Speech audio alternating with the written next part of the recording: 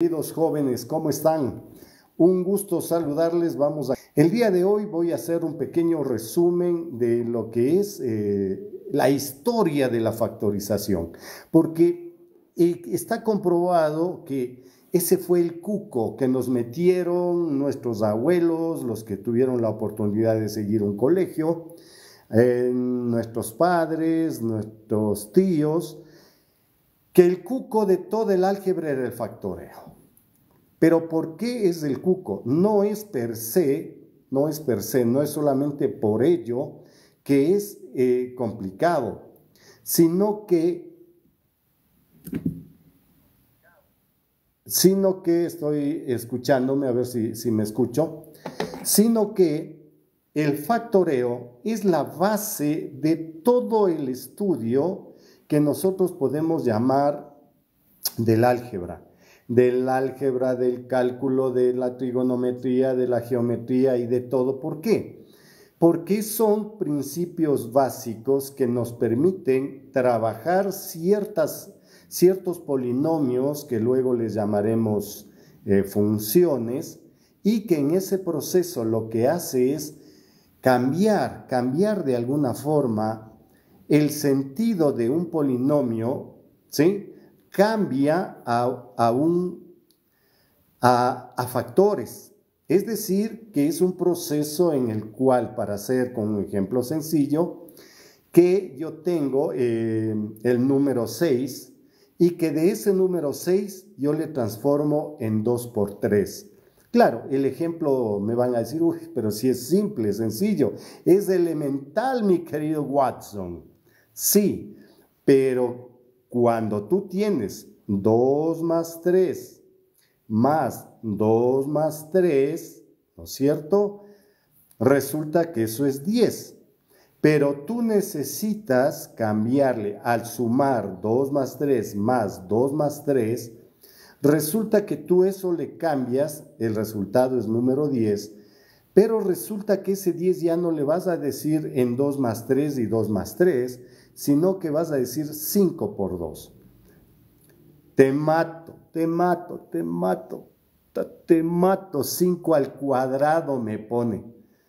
Ay, este guagua de la troncal.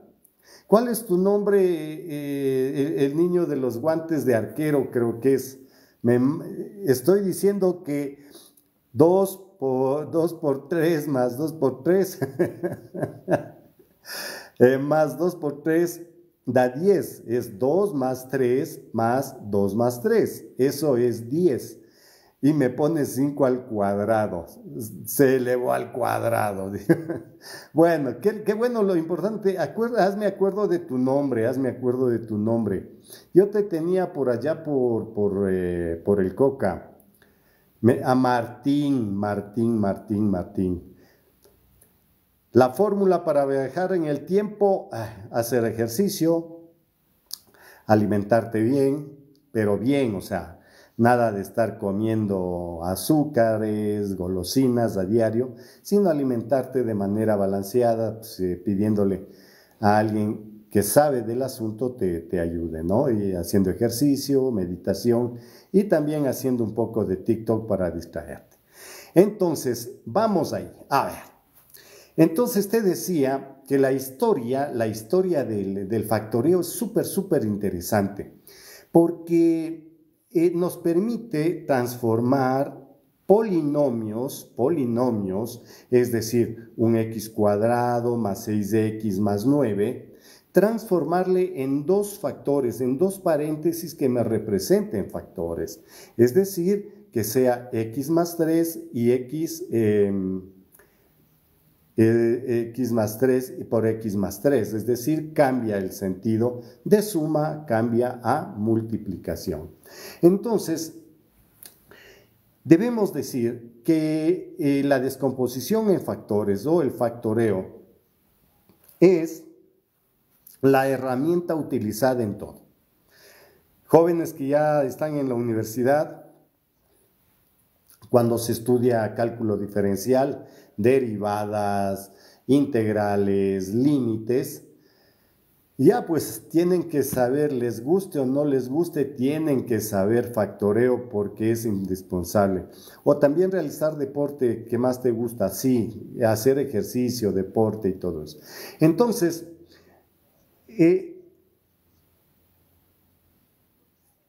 a ver, ¿en dónde empieza esto? La primera aplicación. ¿Le parece buena carrera? La matemática aplicada es hermosa. Sí, es hermosa, pero también es complicada. No sé quién eres. Hash, hash. Hola.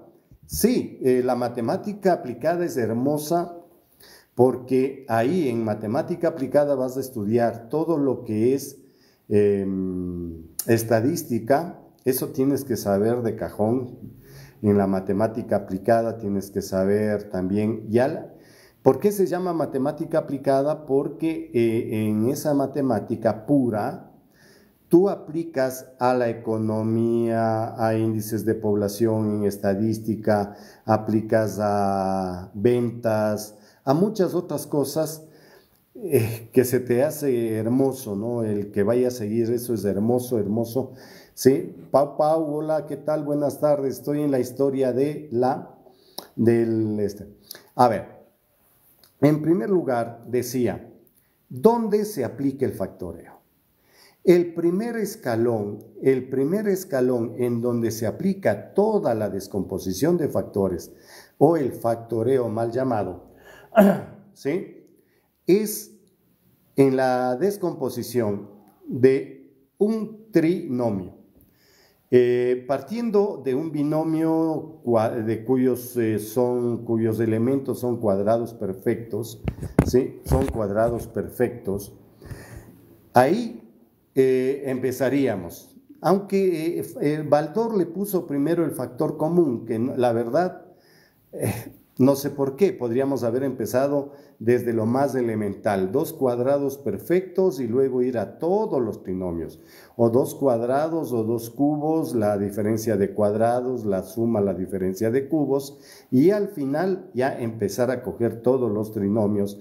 Y ¿saben qué? Yo el factor común le pondría al final de los finales, ¿sí? ¿Por qué?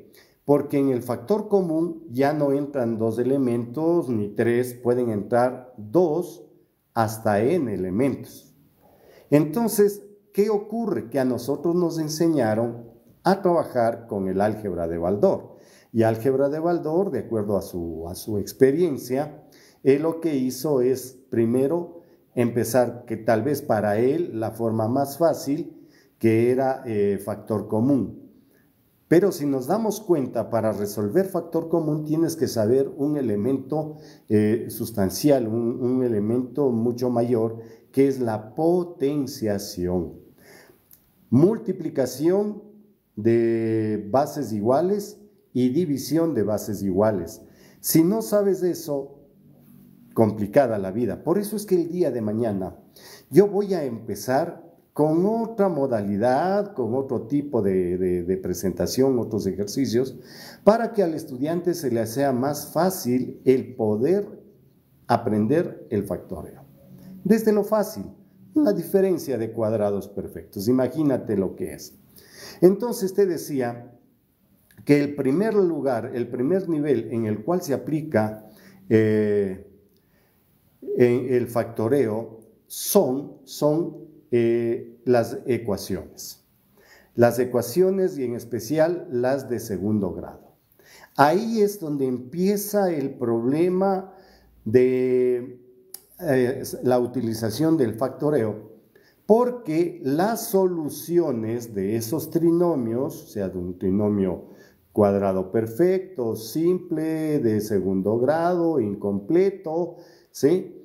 Cualquiera de esos termina siendo, sus raíces terminan siendo las respuestas de varios elementos. Por ejemplo, para las funciones, la graficación del dominio, del codominio o rango, entonces el factoreo influye muchísimo.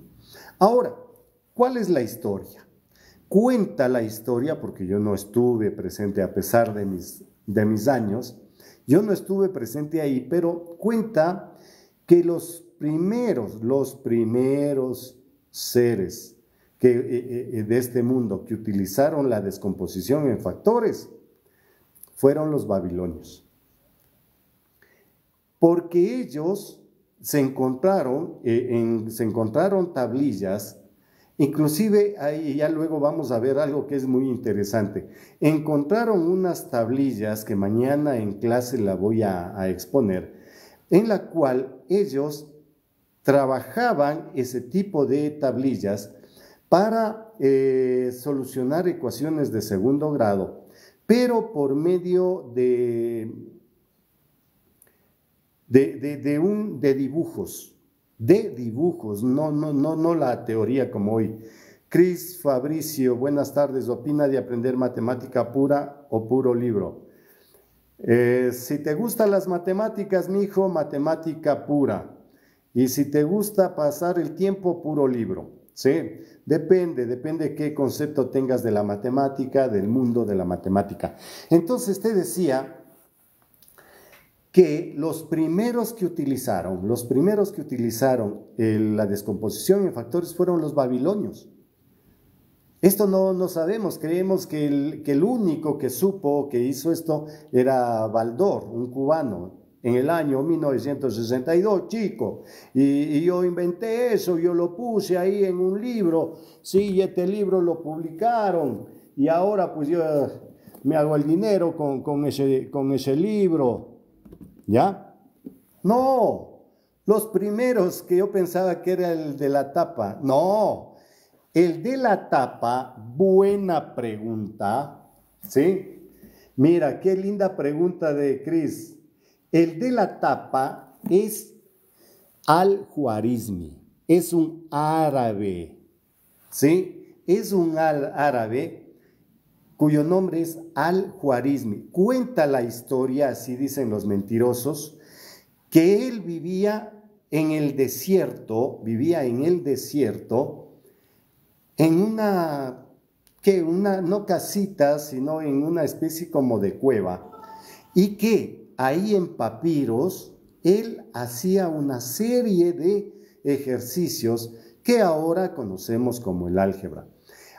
¿Por qué se le llama el álgebra? Porque es Al-Juarizmi, que traducido luego a nuestro lenguaje le dieron el nombre de álgebra, ¿sí? Entonces te decía que por allá, por la época de los babilonios, ellos fueron los primeros que utilizaron, hace 4000 años aproximadamente, ecuaciones de 2×2 y 3×3, ¿cómo se llaman? Sistemas de ecuaciones.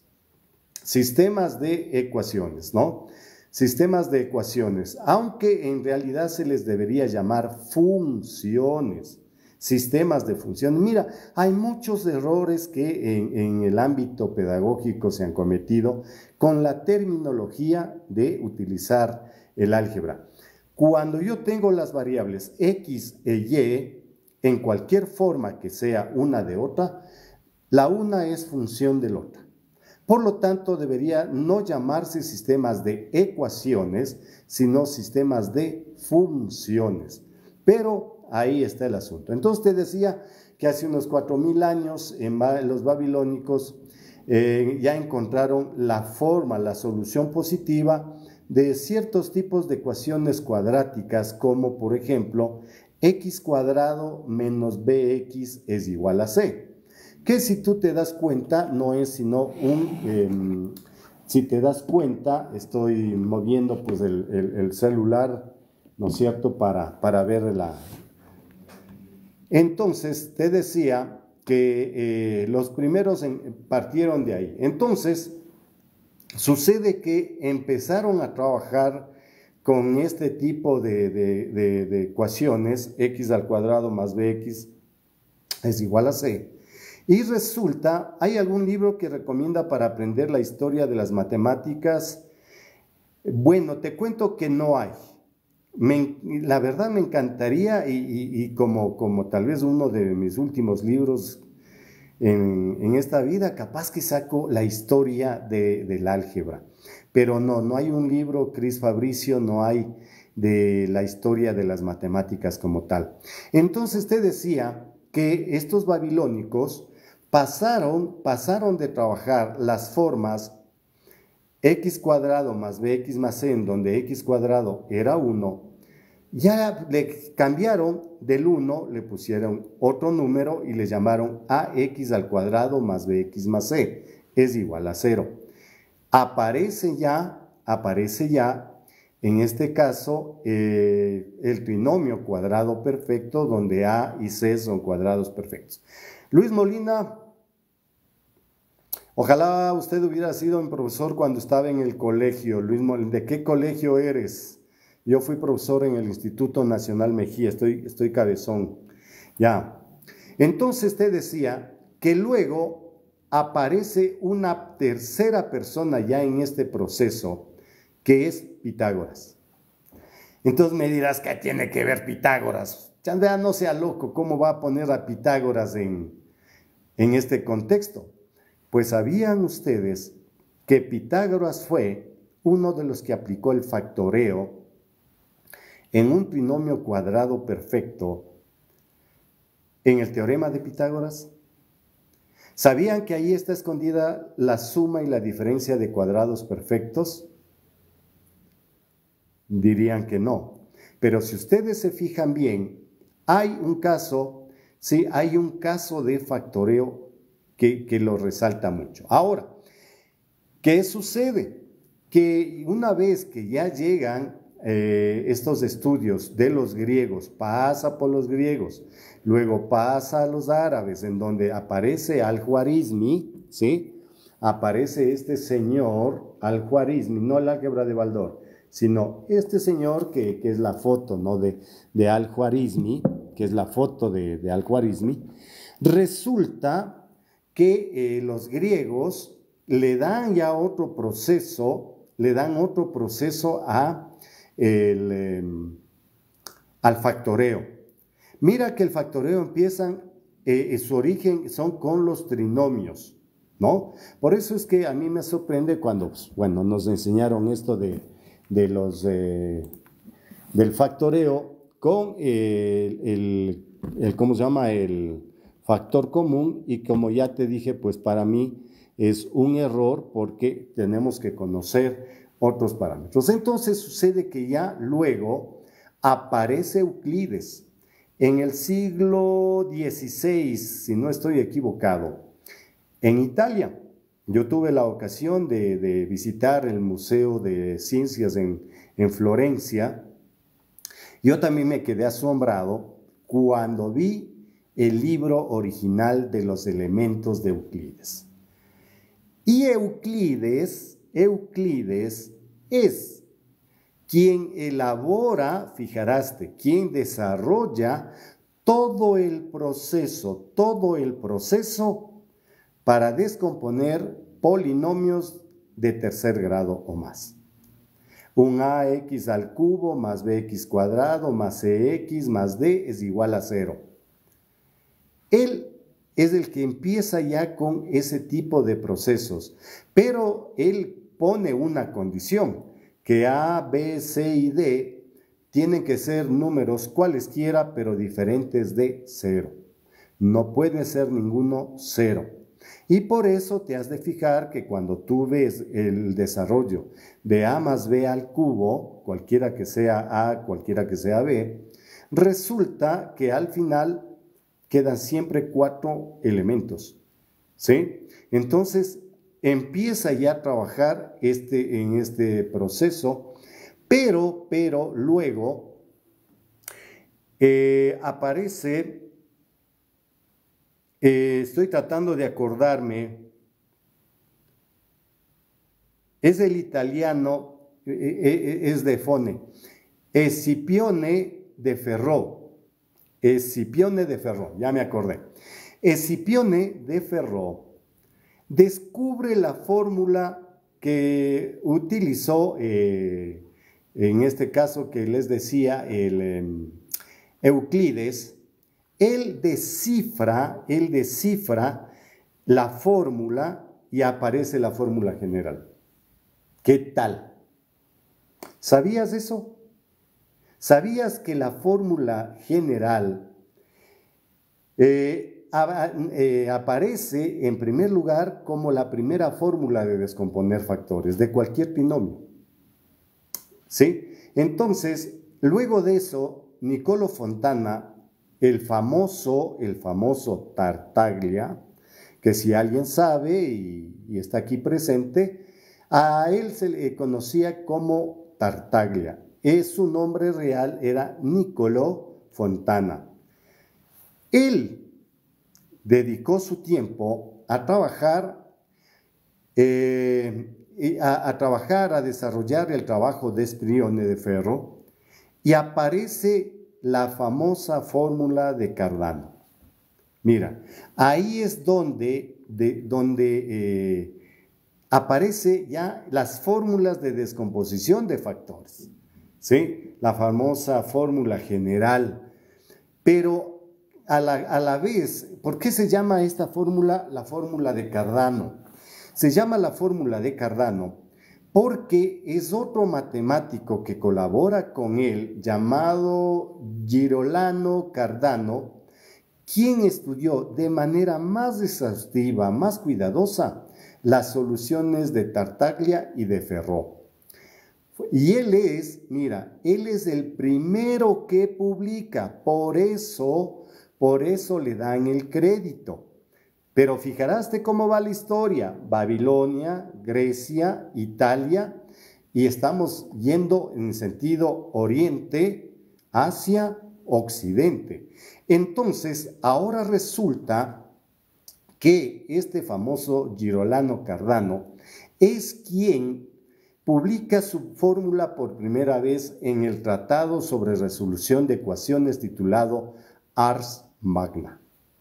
Fíjate. Y ahora nos rompemos el alma nosotros, pues, ¿haciendo qué? Tratando de resolver por la fórmula sin saber ni de dónde sale la fórmula. Entonces, aquí aparecen ya otros estudiosos ya en el siglo. Antes de eso, llega a Italia y pasa, ojo, llega esto a la parte norte de África, en donde aparece este señor. Al-Khwarizmi, no Baldor, Al-Khwarizmi. Este señor, Al-Khwarizmi, es quien recoge todos los postulados que vienen de Oriente. Mira que Oriente era una gente muy intelectual. Sumado a eso, Pitágoras, Sócrates, Platón, Aristóteles, que no eran solamente pensadores, cuidado, cada uno tenía su área. Claro que le conocemos, que creemos que solamente Pitágoras fue matemático, falso. Habían muchísimos otros más, pero por el famoso teorema le conocemos solo a Pitágoras, entre comillas, ese solo a Pitágoras. Entonces resulta que ahí luego aparecen ya unas soluciones para segundo, tercer grado, que ya van prácticamente siendo un poquito más desarrolladas a lo largo de la historia. Pero llega al África este señor Al-Khwarizmi, en donde recoge todos esos documentos, más todo el conocimiento matemático, él los prepara, y en la invasión que hay de los árabes a España, aproximadamente, si no estoy equivocado y si hay algún historiador, por allá por el siglo XII, resulta que los árabes invaden España y llevan todo su conocimiento. Los moros, los famosos moros, llevan todo su conocimiento, y entre esos pues va la matemática como tal. Y recién ahí, en la Edad Media, más o menos por los años 1500, aparecen ya el resto de procesos algebraicos. Procesos algebraicos que se van desarrollando en las universidades de España y va llegando a Francia, a Inglaterra, en donde desarrollan una serie de métodos y metodologías para estudiar el álgebra. Y de ahí sí, se disparó, mis queridos jóvenes. Entre todos estos tengo que nombrar a una persona que es importante en todo el estudio y que les voy a dejar de tarea, que es quien desarrolló el estudio ya para fórmulas de tercero y cuarto grado. Tercero y cuarto grado que son utilizadas en este libro. Problemas y ejercicios de Davidovich, ¿sí? Cálculo integral. Su nombre era Abel, ¿sí? Este señor desarrolló ya para grado superior, a 3, a 4 y a 5, cómo resolver polinomios. Te dejo de tarea, Abel, como suena, sin ningún tipo de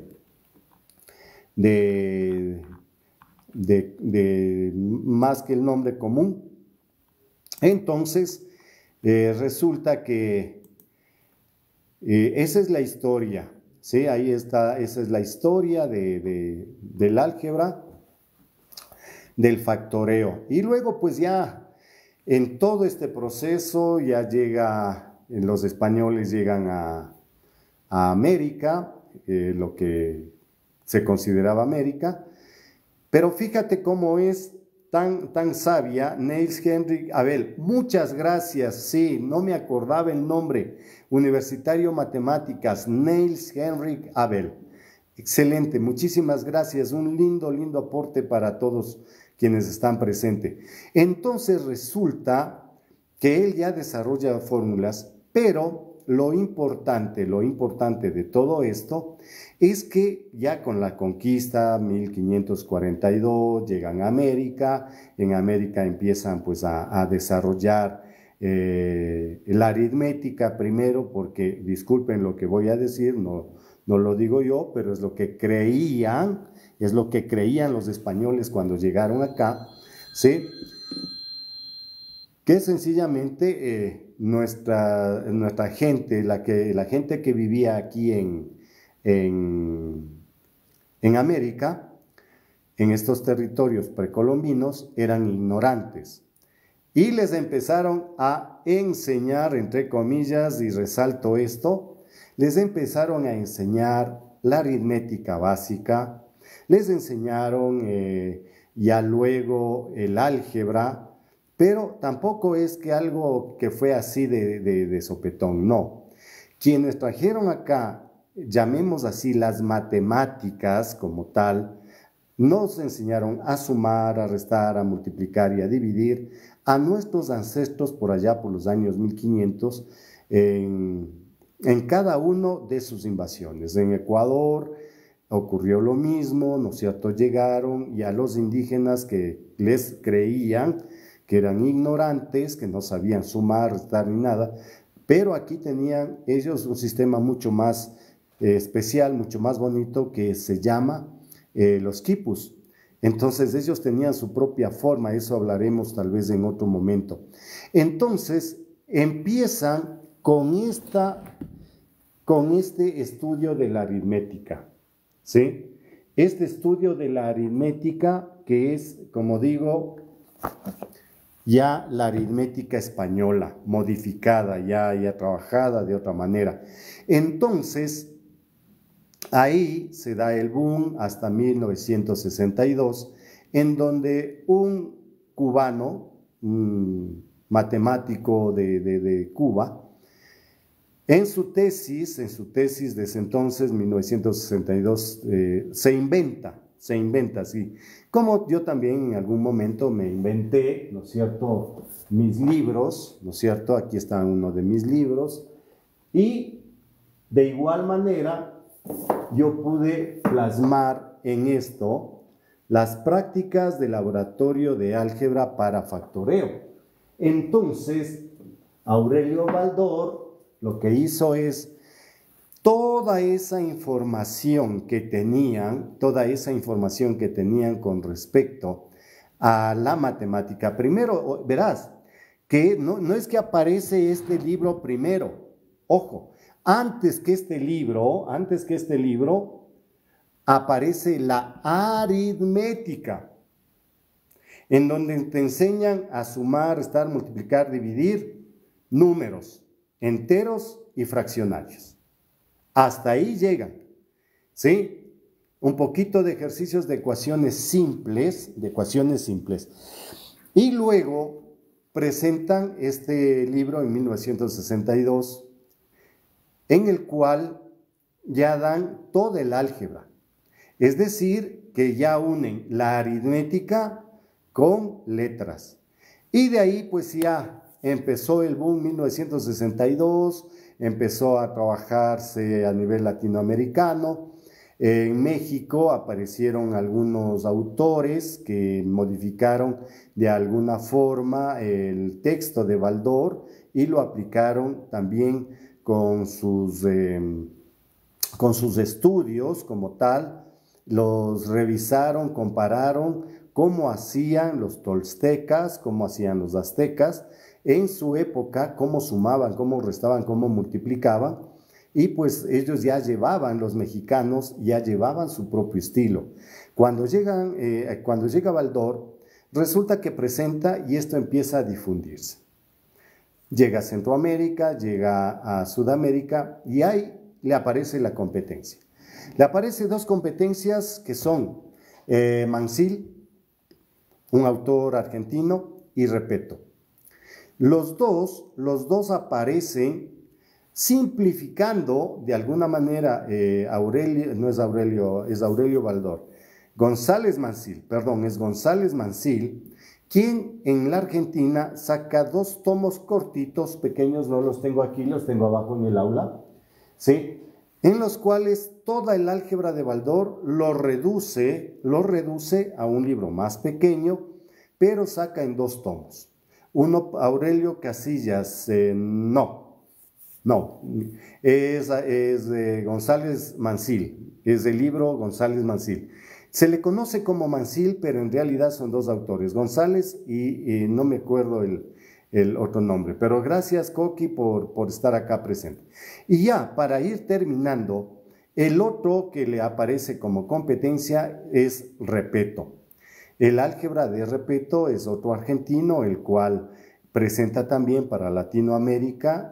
Su texto se difunde, pero no tuvo tanta acogida como Aurelio Baldor. ¿Por qué?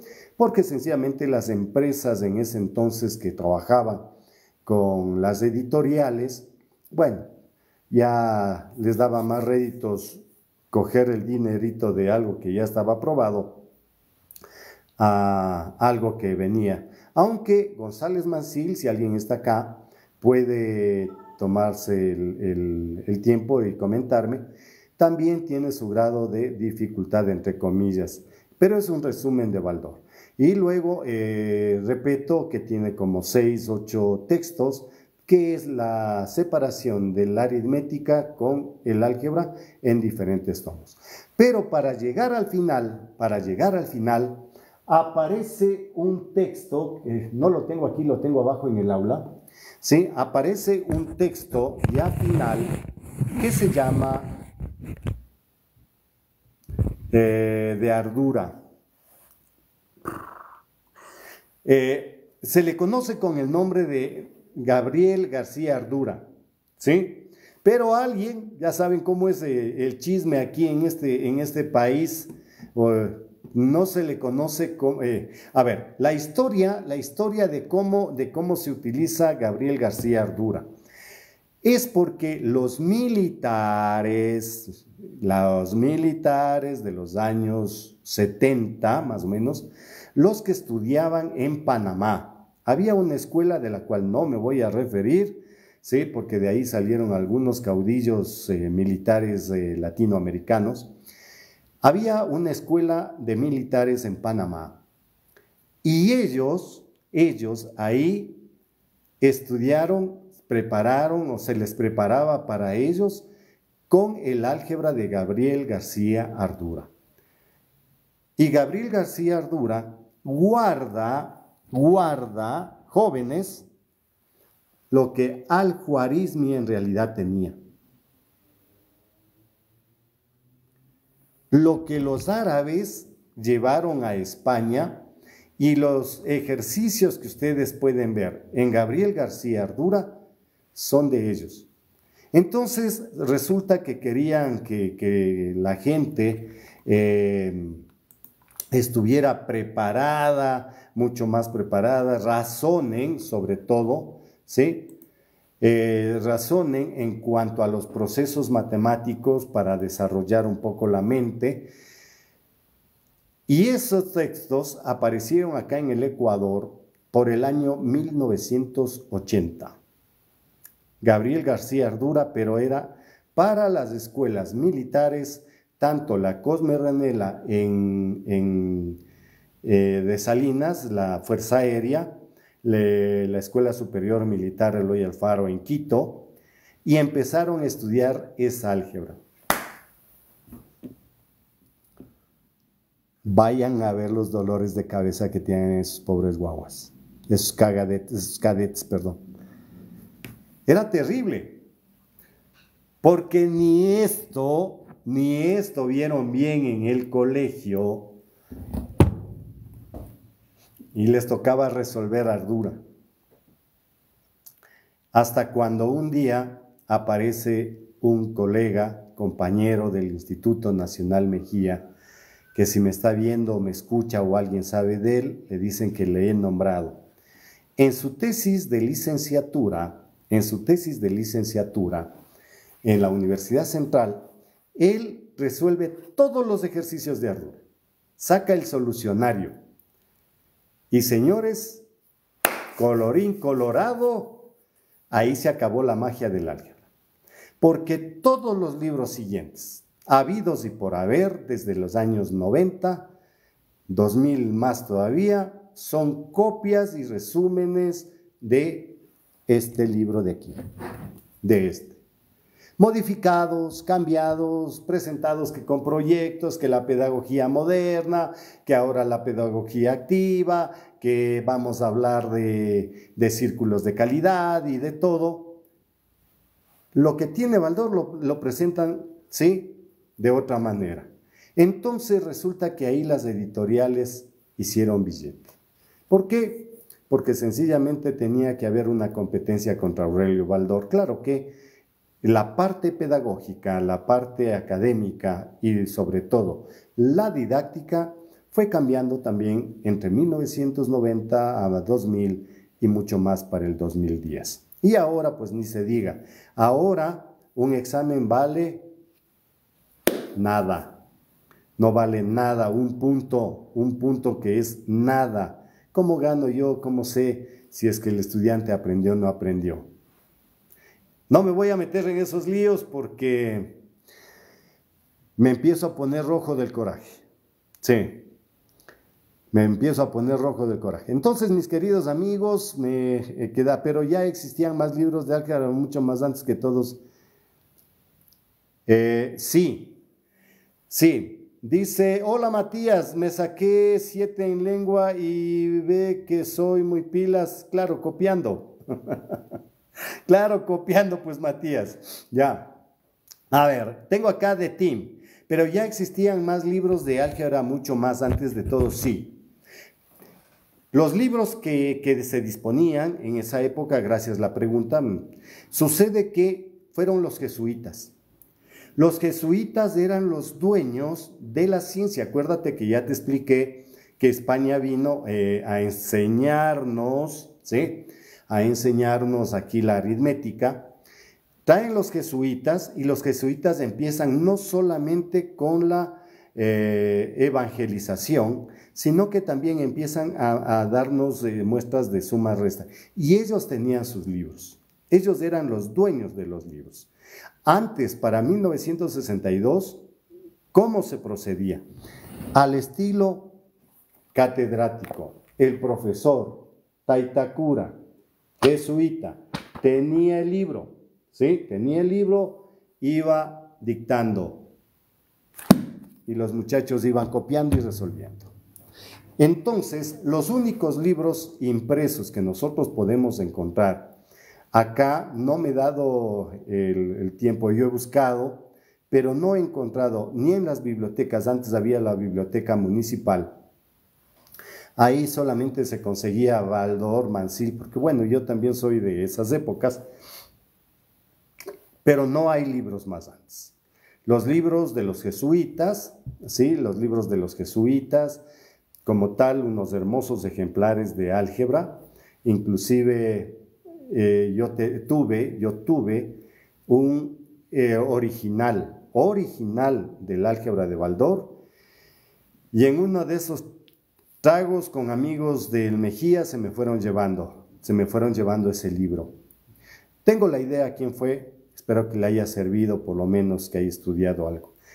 Yo tenía, porque mi bisabuela era profesora y ella tenía unos libros hermosos con cuero, y a mí me regaló ese, como decir, toma, ve, yo tenía unos 6, 7 años, toma, anda a jugar con esto, y al pasar los años, 15, 16 años que yo ya tuve, vi lo que era. Claro que el texto no era en español, era en latín. ¿Qué tal? Ahora anda, aprende latín. Entonces, mis queridos amigos, he hecho un resumen histórico de lo que es el álgebra. Lo que es, mañana trabajaremos lo que es trabajaremos lo que es ¿cómo se llama? El factoreo, ¿no? El factoreo y todo lo demás que podemos hacer, ¿ya? Dice, y Juan Martín, ¿cuánto sacó Beguambra? Eso me interesa. Ahora que estoy en vacaciones estaré pendiente de sus clases. Ah, ya, Team J. Sí, no está llegando la gente. Hoy salí porque me estoy preparando para mañana. Voy a hacer de 9 a 12 una maratón full factoreo, por aquí por TikTok. Entonces, con eso, si alguien tiene alguna pregunta en especial, pues, si no, ya para ir cerrando ya lo que se refiere este resumen de la historia del álgebra en Latinoamérica, o la historia del álgebra en el mundo, cómo fue, partiendo desde el factoreo, ¿sí? Entonces, eso, mis queridos amigos, si alguien tiene alguna pregunta, ¿sí?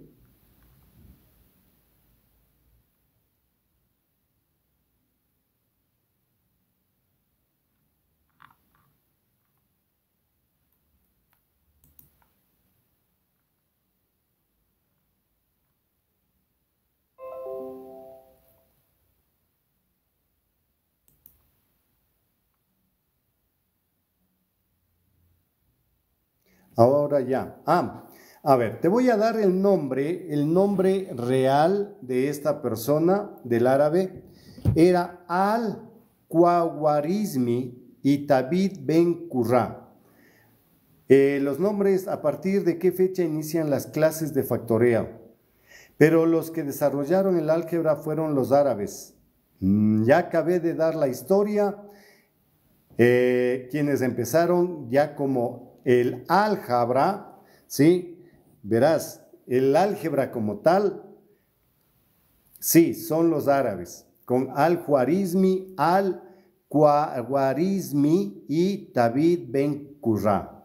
Así son los dos árabes que llevan todo lo que es del álgebra a España en la invasión de los moros, ¿sí? Entonces ahí te dejo. Y luego, como decía, antes de ellos, Euclides en su libro, ¿no es cierto?, los tratados de Euclides, que son 8 tomos que te invito para que los leas. Ahí, ¿a partir de qué fecha inician las clases de factoreo? Yo, si me pides, pues lo hago eso de manera inmediata en mis TikTok. Pero mañana, aquí se me borró algo. El día de mañana, de 9 a 12, voy con una maratón de full factoreo. Así es que espero que haya gente, y si no hay gente, en la primera hora cierro, pues y ahí se queda.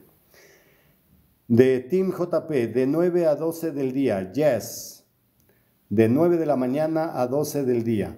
Nos daremos unos 5 minutitos para tomar agüita, descansar, pero iremos, ¿sí?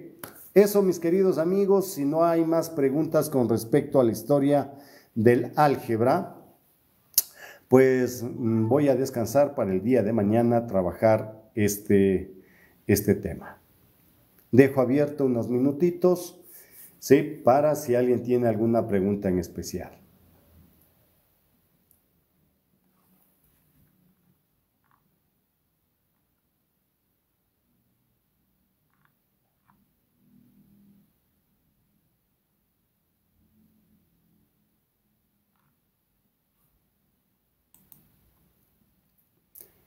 Ayer ganó Liga, pero sí vi, estaba transmitiendo y me cerraron el TikTok. Me cerraron. Dice, a ver, profe, explique qué hizo Schubert. A ver, Hernán Schubert por allá por 1700, me equivoco, más o menos 90, 92, 93, descubrió, entre comillas, lo que los árabes, verás que te estoy hablando ya de 1793, en donde descubrió el algoritmo de la factorización de polinomios.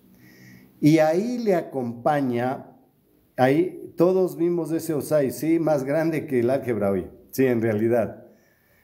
El OSAI fue más grande que el álgebra, más que completo.